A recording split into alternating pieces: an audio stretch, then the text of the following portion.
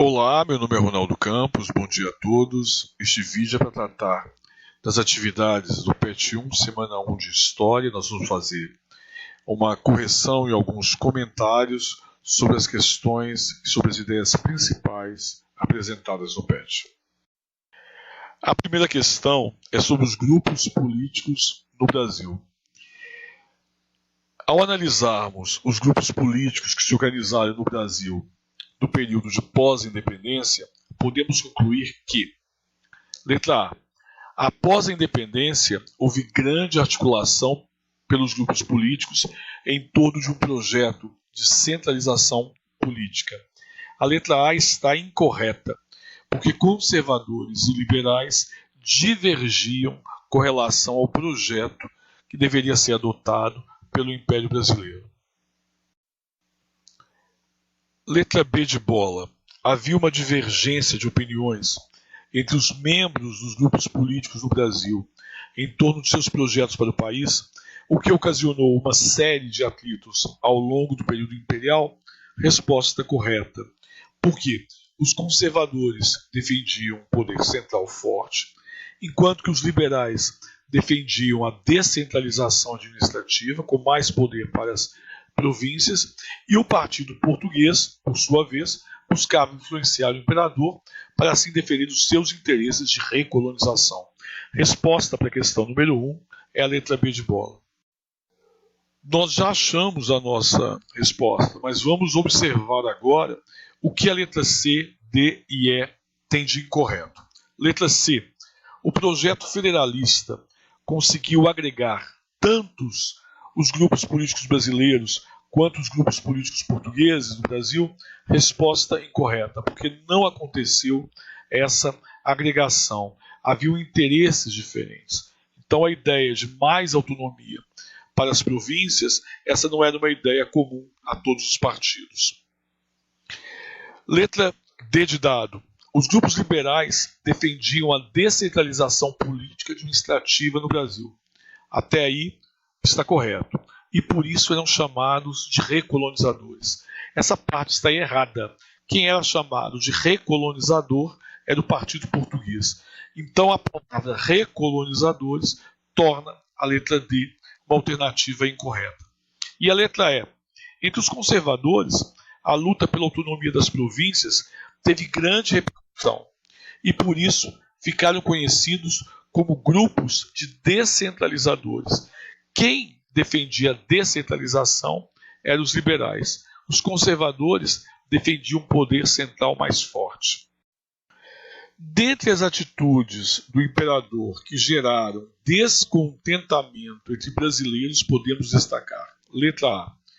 O desejo de conduzir o Brasil à condição de Reino Unido de Portugal e Algarves está incorreta, porque o Brasil foi Reino Unido durante o período da permanência da corte portuguesa no Rio de Janeiro. Então isso não tem a ver. E a questão de restabelecer a condição de parceiro comercial da Inglaterra também está incorreto, porque a Inglaterra nunca deixou de ser parceira comercial preferencial do Brasil no primeiro reinado e no segundo reinado também. Letra B. Os seus relacionamentos extraconjugais e a criação do projeto de lei que poria fim à escravidão, levando a economia brasileira ao colapso. Os relacionamentos extraconjugais de Dom Pedro I, de fato, manchavam um pouco a imagem dele como governante, mas não é o caso aqui para essa revolta. E esse projeto que poria fim à escravidão, ele nunca existiu neste período. Então a letra B está totalmente incorreta. A letra C, a forte oposição à Constituição de 1824, o aumento de impostos a serem pagos pelos grandes latifundiários e as medidas protecionistas para proteger a indústria nacional. Totalmente incorreto. Essa criação de grandes impostos a serem pagos pelos latifundiários não aconteceu, e também nós tivemos um prolongamento dos acordos de 1810 durante o primeiro reinado. Então as medidas protecionistas por parte do Brasil também não existiram neste período. A letra D também está incorreta, porque essa vontade de abdicar do trono em favor de seu filho, Dom Pedro II, para em seguida rumar a Portugal e reconquistar a coroa portuguesa em poder de seu irmão Dom Miguel, de fato existiu, mas não é essa a questão que vai levar à Noite das Garrafadas. Pode ser uma consequência da Noite das Garrafadas, mas não aquilo que vai dar origem a esse conflito, a essa revolta. Então a letra D está incorreta. Então a nossa resposta é a letra E. Autoritarismo, restrição à liberdade de imprensa, fechamento da Assembleia Nacional Constituinte e a imposição da Constituição. Medidas totalmente impopulares, que eram extremamente centralizadoras e que desagradavam e muito aos brasileiros que eram do Partido Liberal. Então a resposta da questão número 2 é a letra E, de escola. Questão número 3. As colônias de Portugal e da Espanha na América proclamam independência em relação à metrópole na primeira metade do século XIX. A independência do Brasil foi vista com certa desconfiança por parte dos países latino-americanos, devido ao fato de o Brasil ter adotado a monarquia como forma de governo, enquanto os outros países adotaram a república. Sobre o assunto, responda: por que razão o sistema monárquico se apresentou como a melhor alternativa para o Brasil independente? O Brasil já não era mais colônia de Portugal propriamente falando desde a chegada da corte portuguesa para o Brasil. O Brasil havia se tornado uma parte do Reino Unido de Brasil, Portugal e Algarves. A questão da independência no Brasil, ela assume algumas características que são bem específicas, eu diria até bem diferentes do restante da América Latina.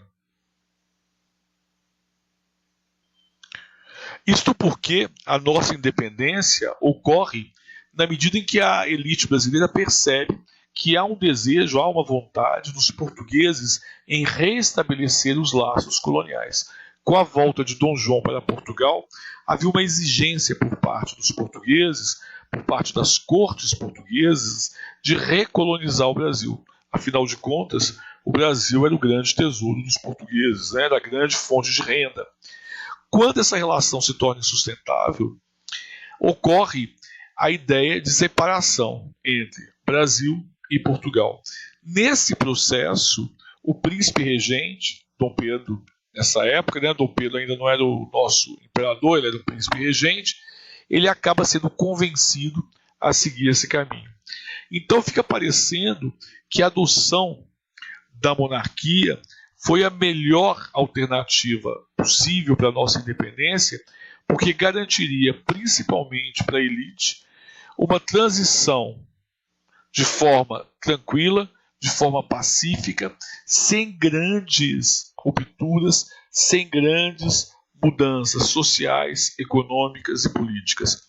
Eu sei que o período de independência, esse processo de independência no Brasil, foi marcado por inúmeros conflitos dentro do país, por parte de grupos que não aceitavam a independência, mas foi um processo muito mais rápido, muito mais simples do que aqueles que ocorreram com outras nações.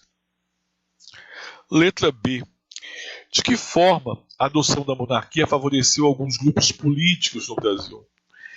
Nós já vimos que a adoção da monarquia favoreceu principalmente o grupo formado pelas pessoas mais ricas e poderosas do país.